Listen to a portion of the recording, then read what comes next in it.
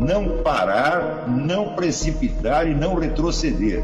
Então dizer para esse cara, sabe quando nós vamos parar? Nunca.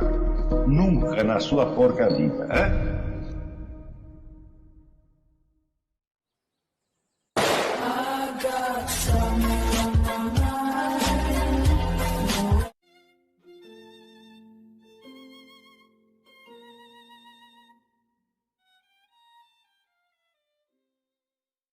E aí pessoal, o nosso canal sempre tentou ajudar vocês na busca pela verdade, através dos vídeos e dos ensinamentos do professor Olavo de Carvalho. Não são só vídeos que a gente coloca aqui no YouTube, na nossa comunidade a gente também coloca artigos e textos do nosso amado professor. Espero que estejam gostando e quem puder, ajude o nosso canal, compartilhe ou apoie se puder. A gente está aqui desde 2012, sempre fazendo esse trabalho e sempre tentando ajudar. Que Deus nos abençoe a continuar. E obrigado a todos. Fiquem com o vídeo. Enquanto isso. Então, a única maneira de você escapar um pouco de dentro dessa dominação, vamos dizer, eu não me venho com a imagem da Matrix, né? Esse filme Matrix é uma total falsificação. Total. Né? Ela expressa, vamos dizer, o ideal de dominação, um ideal de dominação absoluta que é intrinsecamente impossível e que jamais será realizado. Porque o sujeito oferece para você uma coisa que parece uma banana, tem casca de banana, tem cor de banana, tem gosto de banana, tem as propriedades nutritivas de banana, mas é uma banana falsificada. Bom, você tem que rir de uma coisa dessa. Né? Eu digo, se a banana falsificada tem todas as propriedades da banana, sem faltar nenhuma, então ela é indiscernível da banana.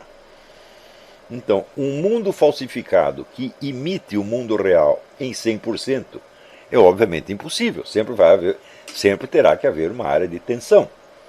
Não é isso? Então,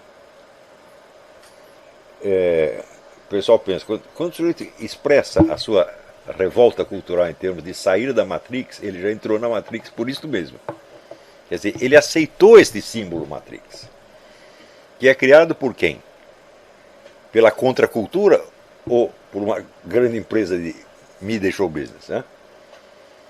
Então, nós não podemos aceitar nenhum símbolo popular. Isto é fundamental.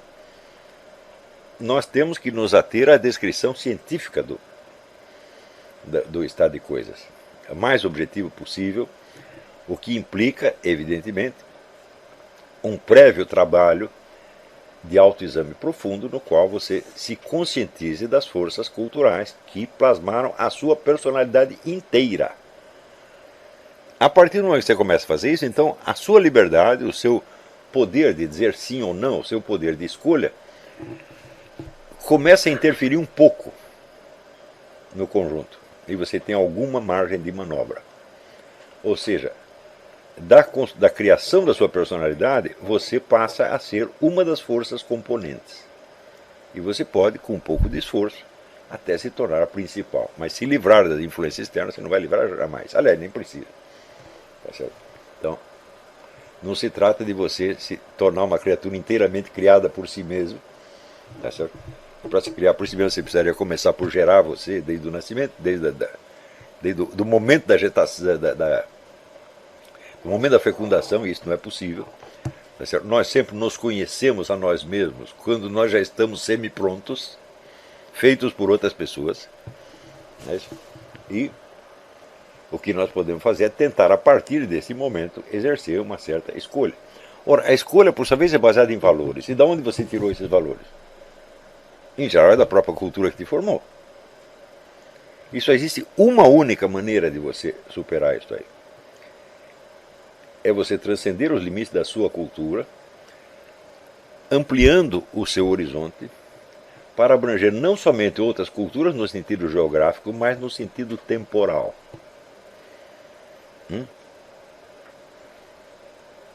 Ora, o chamado establishment já percebeu isto. E por que vocês acham que existem projetos como esse da educação brasileira, de só ensinar para as pessoas a história a partir de um certo momento? Só ensinar aquilo que tem, vamos dizer, função ativa na cultura de hoje. e apagar o resto. Bom, esse resto se tornou tremendamente perigoso, porque se o sujeito começa, por exemplo, a examinar a cultura atual com os olhos de Platão, ele vai perceber um montão de coisa que de outra maneira não perceberia de jeito nenhum. Então, aquilo que eu chamei de cronocentrismo, o cronocentrismo ele é hoje um dos elementos fundantes de todo o poder. Para você limitar o círculo da história àquilo que pode ser formulado nos termos da cultura dominante e excluir o que não pode. Então, vamos dizer, a desaculturação cronológica é um elemento fundamental da liberdade humana. E só se nos entregarmos a isso com muita seriedade e muita paixão é que podemos enxergar algo além do que as pessoas poderosas querem que nós enxerguemos. É isso? Então, você ficar contra a cultura dominante não te liberta dela. Não se trata de ficar contra. Aí é uma, vamos dizer, entre as várias culturas, você vê é como se fosse, vamos dizer, uma disputa entre várias amebas, onde uma ameba engole a outra. Não é isso? E a outra continua vivendo dentro da segunda, com uma certa identidade ainda dela, mas integrada num conjunto maior. Como, por exemplo, a cultura brasileira está vinculada à cultura americana e também à cultura comunista. Né? E entre as várias consciências também é a mesma coisa. Não se trata de você se opor a uma outra consciência, mas de você engoli-la e fazer com que ela seja uma parte da sua e não você uma parte da dela. É uma luta para ver entre horizontes de consciência. Talvez não exista conceito melhor para você descrever uma cultura do que um horizonte de consciência coletiva. Ou seja, é um conjunto de fatos e ideias, etc., que todo mundo conhece. E que, portanto, serve como o vocabulário pelo qual as pessoas se entendem. Se você consegue abranger o horizonte inteiro da cultura onde você está, por exemplo, a cultura brasileira, que não é difícil, não é uma cultura relativamente limitada e não é muito difícil você sair dela, você integrando elementos de outras. Se você consegue fazer isso, então, de certo modo, pelo menos para você, a guerra está ganha. Porque a guerra cultural visa a dominação das consciências e das personalidades. Visa a forjar consciências e personalidades que estejam de acordo com as necessidades do grupo dominante. Né? Se você enxerga algo que eles não queriam que você enxergasse, bom, você já ganhou. Você não precisa derrubar o sistema. Então, pelo simples fato de você ter ampliado a sua consciência, você cria a possibilidade de que outras pessoas ampliem também. Você vira uma força desaculturante. Eu sou uma força desaculturante, e cada um de vocês pode ser também. Tá certo? Então, aqui nesse nosso curso, assim como no COF, nós podemos dizer o seguinte: nós não estamos lutando por uma cultura contra outra cultura. Tá certo? Nós estamos lutando pela nossa consciência. E para não ser submergidos e abrangidos e fagocitados por outras culturas. É só isso que nós queremos. E fazendo isso, nós estamos exercendo o privilégio máximo do ser humano, que é o chamado livre-arbítrio. Você só pode falar em livre-arbítrio a partir deste momento. O que é livre-arbítrio? É livre escolha. Mas escolha entre que e que? Quais são os elementos? Qual é o leque de escolhas que você tem? Se o leque já te foi dado pronto, meu filho, você escolha A ou escolha B, você está dentro do código. Mas e se eu quiser escolher C, D, E, F, G, H, e ter um leque de escolhas que vocês nem imaginam? Pronto, eu estou livre. E na medida que eu estou livre, eu espalho este espírito de liberdade em torno. Tá certo? E faço com que inúmeras consciências comecem, vamos dizer, a se sobrepor a esta redoma, dentro da qual a cultura atual as fecha. E isto é todo o serviço que nós temos de fazer. Não há mais nada a fazer. Tá certo? Note bem que isso que eu estou dizendo não tem tradução política. Não existe nenhuma corrente política no mundo que represente isto. Ela pode, em certos momentos, simbolicamente, falar em nome da liberdade de consciência, etc., etc. Mas por si mesmo, a atividade política, ela é, vamos dizer, a luta por um poder. E, evidentemente, todo poder busca a sua própria concentração, qualquer um. Se você diz, mas eu sou contra a intervenção do Estado na economia, eu quero economia liberal. A economia liberal é um meio também de você ampliar o domínio que o Estado tem sobre as pessoas. Porque na medida que você descarrega o Estado de certas funções econômicas, ele assume outras funções. Não é isso? Então, essas outras funções podem interferir na sua vida muito mais do que a política econômica centralizante. Então, não se iludam, não há política liberal, conservadora, socialista, nazista, fascista, monarquista. Não há nenhuma que coincida com a causa da liberdade humana. Nenhuma. Note bem que Napoleão Bonaparte disse a frase terrível. Ele disse, a política é o destino concreto do nosso tempo. O que ele quis dizer? Que, dali para diante, tudo se transformaria em política. E a disputa de poder, a conquista do poder, se tornaria a chave explicativa de tudo. Então, o fato de você politizar tudo já escravizou todo mundo. Porque qualquer iniciativa que você tenha, no sentido da liberdade humana, será reaproveitado dentro da luta de um grupo pela centralização do seu poder. Tá certo? E é exatamente disso que nós temos que libertar as pessoas. Então, o nosso esforço é para que as consciências se desaculturem, não só sociologicamente, da sua cultura local, mas se desaculturem cronologicamente. Veja, o cronológico é a coisa decisiva. Porque as fronteiras geográficas, fronteiras culturais geográficas, elas vivem mudando, evidentemente. Você tem aqui um país, daí entra lá o exército soviético e domina tudo, e automaticamente você aprende a falar russo nas escolas, etc. E você cria uma segunda cultura em cima da cultura local, e a cultura de cima, evidentemente, engole a de baixo. Então isso está sempre mudando. Mas, vamos dizer, o cronocentrismo, quer dizer, a limitação das pessoas ao horizonte de consciência do presente, este é o instrumento fundamental de dominação. E é este que nós temos que estourar de qualquer maneira. Vamos dizer, estes são alguns dos critérios que nós temos que usar para tentar entender o fenômeno da guerra cultural. Nós podemos tomar alguns exemplos de guerras culturais mais antigas para ver como elas funcionaram, para depois chegar, vamos dizer, à situação presente.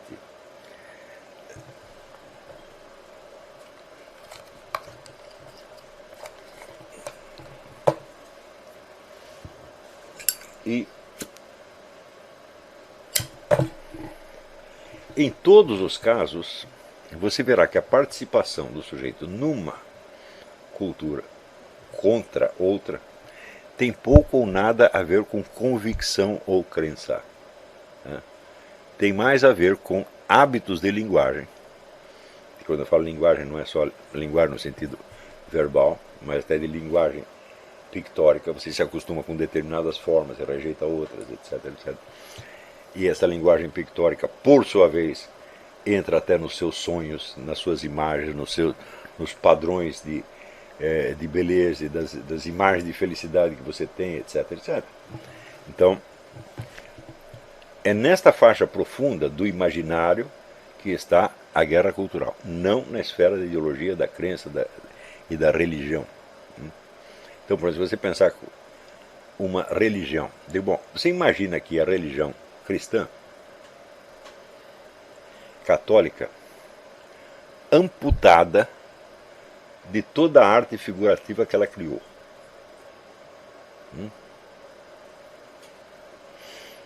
O que seria o catolicismo sem as imagens de Nosso Senhor, da Virgem Maria, Sagrada Família, sem a Capela Sistina,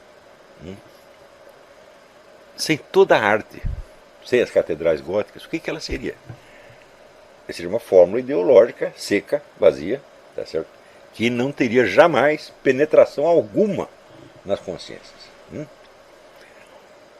Mesmo porque dessas obras, entre essas obras de arte, existe uma que é fundamental, que se chama a liturgia. A liturgia saiu da onde? Ela veio pronta? Não, ela é vagamente inspirada na Santa Ceia. Não é isto? Mas e o resto todo? Quando você vai na missa, você tem uma sequência de operações. Não é isto? Você faz uma prece inicial, uma confissão inicial, depois você faz uma invocação ao Senhor, depois você faz uma série de preces, depois você faz as leituras, 3 leituras, tá certo? Do Antigo Testamento, do Novo Testamento, com as cartas de São Paulo Apóstolo no meio. Daí você faz a consagração e Eucaristia, etc, etc, etc. De onde surgiu isto? A liturgia é uma criação literária da Idade Média. Um monte de gente que colaborou para isto. E é uma tremenda obra de arte. Se você pensar bem, a liturgia católica é a suprema obra literária da Idade Média. Não tem nada que supere isso. Nada, nada, nada. Né? Tudo o mais, inclusive as obras de arte individuais criadas por artistas como Dante e outros tantos, vem disso. O que seria? Você imagina aqui, ler a Divina Comédia fazendo de conta que não existe Eucaristia. Sumiu a Divina Comédia. É certo? Então, a liturgia é assim, tem uma série de textos e uma série de gestos, de atos. Portanto, é como se dissesse, é um espetáculo teatral, que não é feito para que você o assista, mas para que você participe dele. Então, todos nós somos, de novo, atores no drama da paixão e ressurreição do nosso Senhor Jesus Cristo. Né? Então,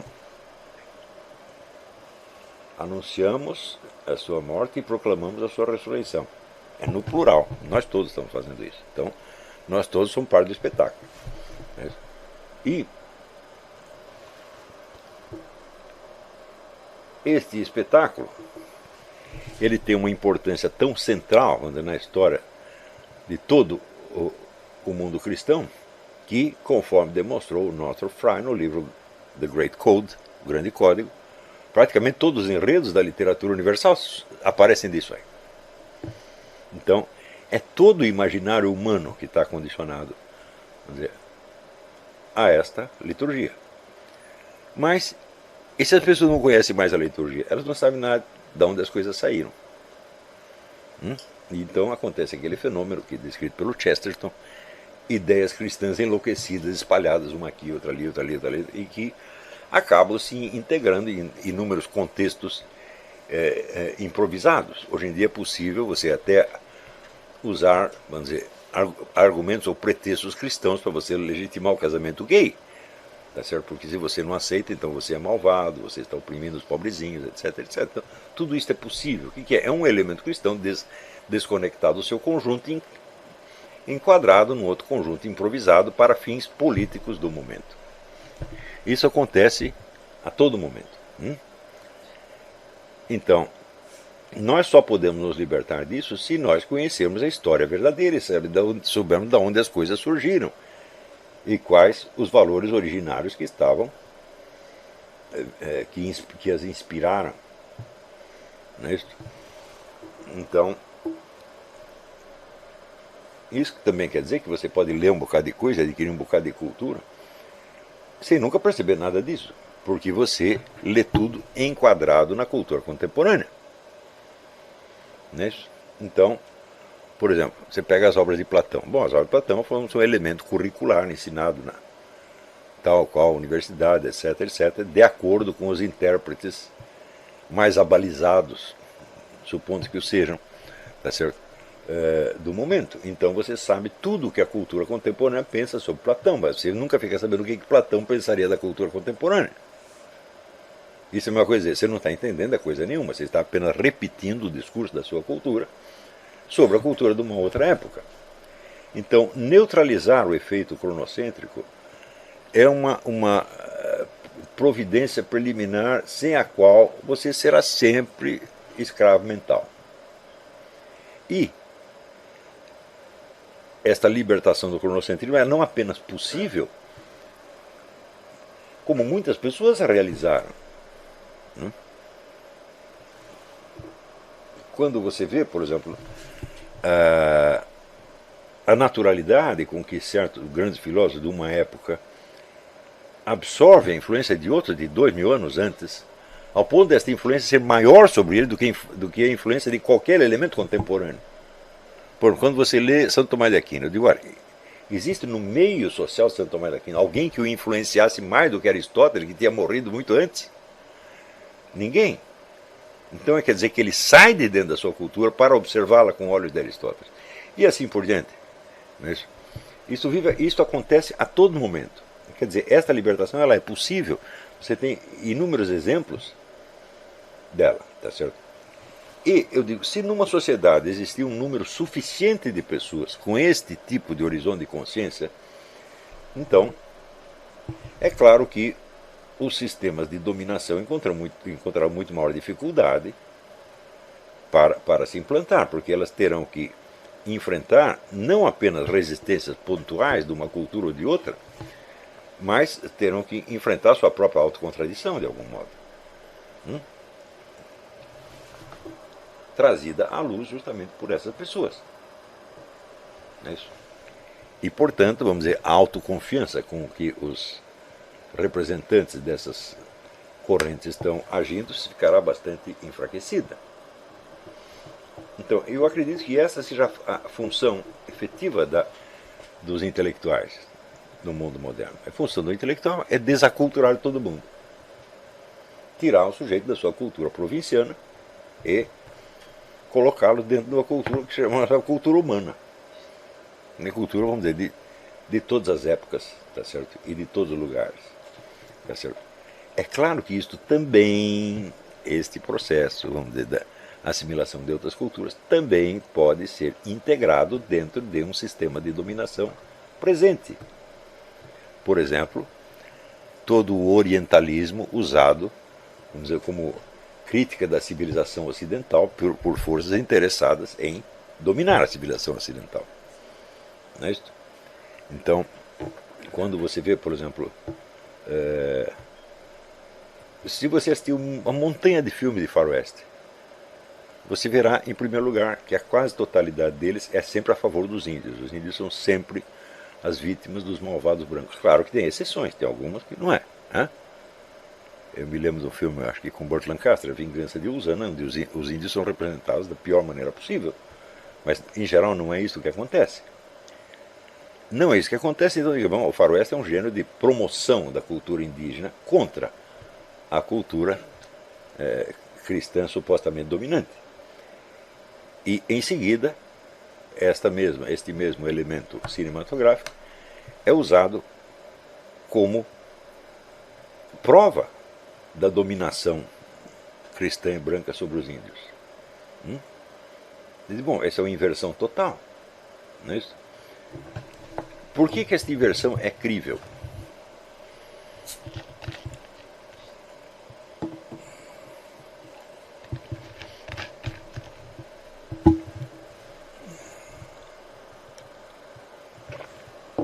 Ela é crível porque as pessoas, em geral o cidadão comum, ele se baseia somente naqueles elementos que chegaram ao seu conhecimento, ele não busca outros para além disso. Então veja a pesquisinha que eu fiz outro dia. Eu coloquei no YouTube assim, agressão travestis. E vi algumas centenas de vídeos disso aí. A quase totalidade deles eram travestis batendo em pessoas, homens e mulheres. Você não via um travesti apanhando em ninguém, a não ser que fosse outro travesti. Ora, então pela amostragem que aparece no YouTube, você vê que não existe uma agressividade anti-travesti. Existe uma agressividade da comunidade dos travestis contra os outros. Eu não sei qual é o valor estatístico dessa amostragem, mas alguma coisa ela significa. Seria preciso refazer essa pesquisa com mais um critério científico. O meu não era um critério científico, era apenas impressionista. Tá certo? Do mesmo modo, a famosa violência contra a mulher. Ora, você tem aqui, por exemplo, nos Estados Unidos, você tem estatística suficiente para provar que a maior parte dos casos de violência doméstica é a mulher agredindo o homem. Isso no terreno dos fatos. Mas a imagem pública é que a mulher é a vítima. Mas por que as pessoas continuam acreditando nisso? É simples, elas não vão fazer pesquisa nenhuma. E uma pesquisa estatística exposta sob uma forma científica, ela tem menos poder de persuasão do que filmes, novelas, etc, etc. E este é outro ponto. A imagem que as pessoas fazem da realidade é determinada maciçamente pela ficção e não pela informação. Se você perguntar assim, o que foi a guerra do Vietnã? As pessoas formam a imagem da guerra do Vietnã por filmes como Apocalipse Now e outros. Não por livros de história. A história só chega à população através da ficção. Só. Inclusive esta ficção passa a ser depois, ela se transforma em conteúdo pedagógico. Não é isso? Então, você veja, em face disso, o poder das discussões ideológicas é quase nulo. Porque você está tentando falar, vamos dizer, com a consciência intelectual do indivíduo, é ela que você está se dirigindo, ao passo que toda a imaginação dela já está moldada em sentido contrário, e ela não vai poder abdicar dessa imaginação, mesmo que você a convença. Você me demonstrou que isso é assim, assim, mas eu continuo vendo da outra maneira.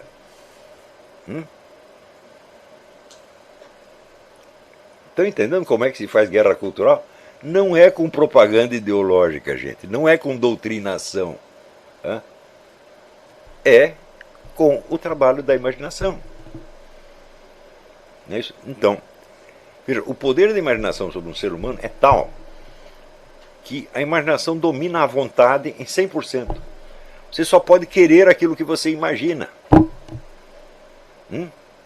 Vamos supor, você chega num restaurante num país estrangeiro, está na Hungria e pede um cardápio. O nego te mostra um cardápio em húngaro. O que o senhor quer aqui? Falo, não tenho a menor ideia. Eu não consigo imaginar o que são esses pratos, não imagino a forma deles, o gosto deles, então não posso escolher. Então, se o nego trouxer um cardápio já com fotografias, bom, já melhorou. Então, você vai escolher dentro do leque daquilo que você imagina. Não é isso? Então, vamos definir de uma vez por todas. A guerra cultural é uma guerra pela conquista da imaginação. Não é da adesão política, não é da ideologia, não é nada disso. Então, nesse sentido, se vocês querem entender como é que a coisa funciona, vocês comecem a investigar pequenas mudanças na esfera das imagens. E outro dia citei o caso das notas, das cédulas brasileiras. Quando tiraram os heróis nacionais, supondo que fossem heróis de fato, mesmo que fossem falsos heróis, não tem importância, eram considerados como reais, e colocaram imagens de bichos. O que é isso aí? A dissolução de uma cultura nacionalista e a introdução de uma cultura ecológica.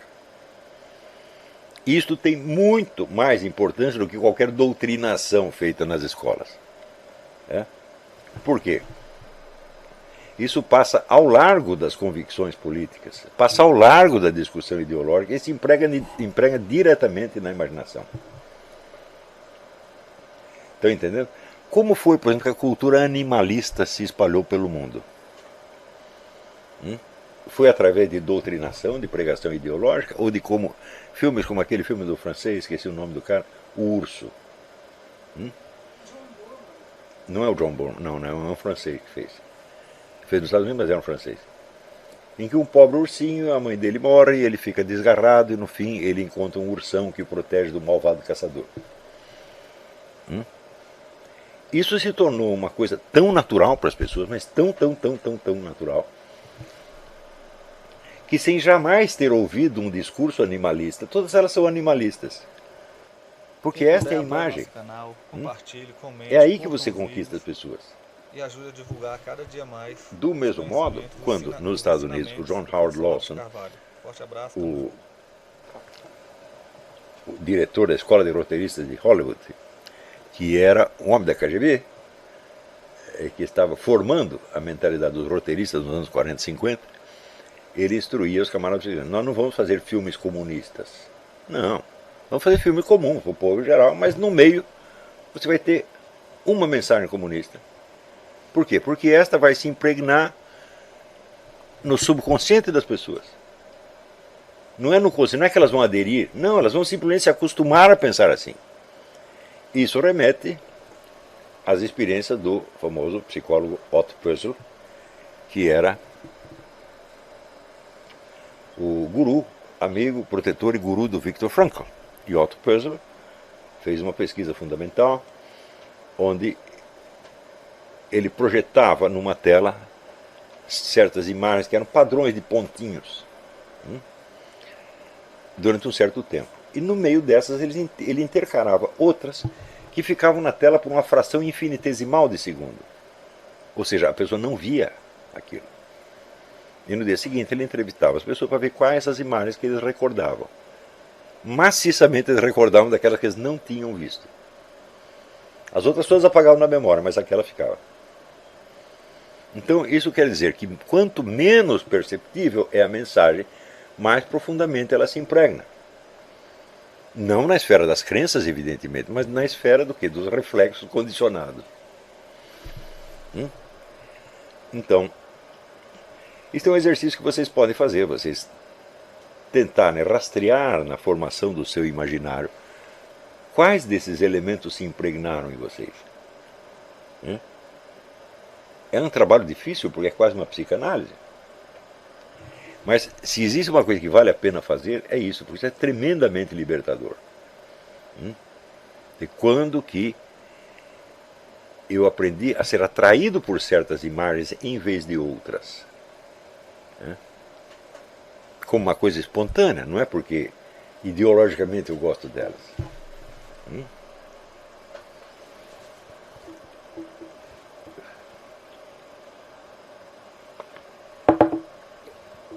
Do mesmo modo que isso acontece com as imagens, acontece com palavras.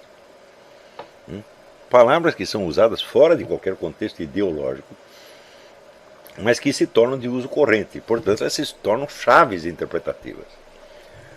Por exemplo, nós sabemos que nas discussões internacionais, os governos são julgados pelo seu respeito aos direitos humanos. Não é isso? Então, por exemplo, Cuba foi condenada por desrespeitar os direitos humanos, mas daqui a pouco Cuba está na Comissão de Direitos Humanos. Por que isso acontece?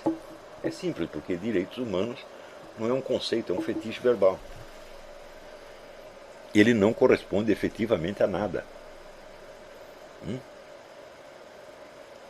Porque a própria noção, vamos dizer, de direito, ela já chega a nós esvaziada do seu efetivo conteúdo conceptual e transformada num valor.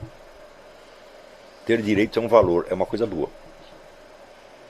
Eu digo, bom, pode ser bom, mas me diga o que é. Não sei. Não sei o que é, mas é bom. Na verdade, toda esta conversa de direitos humanos é sempre um pretexto para ampliação do poder do Estado, sempre. Já expliquei isso até no filme do Jardim das Aflições, eu toco no assunto. Tá certo? Então, palavras como essa, direitos humanos, igualdade, etc., tudo isto se impregna na imaginação fora de qualquer conteúdo doutrinal ideológico. E se tornam, vamos dizer, chaves interpretativas que você usa no seu dia a dia. Quantas vezes você fez uma revisão disso aí? Deixa eu rever essas imagens primordiais, por assim dizer, para ver se elas estão me instalando na realidade ou me levando para o mundo da lua. Eu quase nunca fazia isso. O único lugar que está ensinando a fazer isso é o meu curso. E mesmo assim, não há condição de eu ensinar sistematicamente, dar exercício, etc. Eu só menciono, olha, a coisa existe, e vocês procurem, vamos dizer, aprender isso de alguma maneira. Tá certo? Então, muito bem, esse aqui...